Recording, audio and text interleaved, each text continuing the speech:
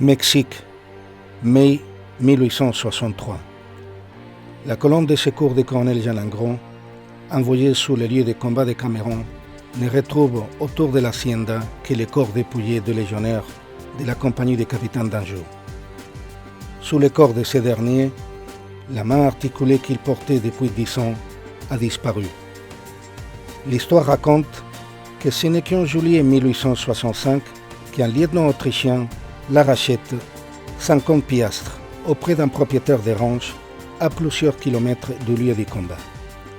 Ailleurs, il est rapporté que la main articulée aurait été retrouvée lors de l'arrestation chez lui d'un général mexicain. Qu'importe l'anecdote, la main fut reportée à Sidi Bel Abbès fin 1865 et déposée dans la salle d'honneur du régiment étranger. Tonkin, 28 avril 1906.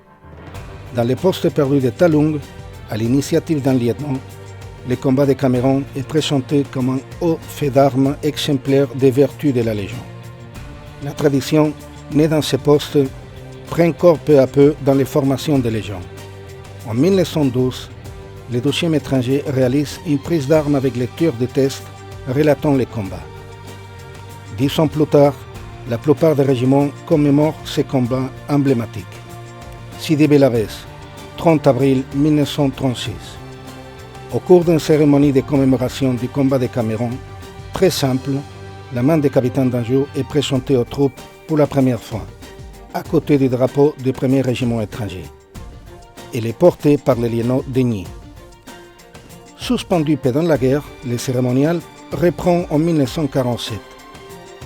Elle s'épaissit, la liturgie de la prise d'armes se codifie.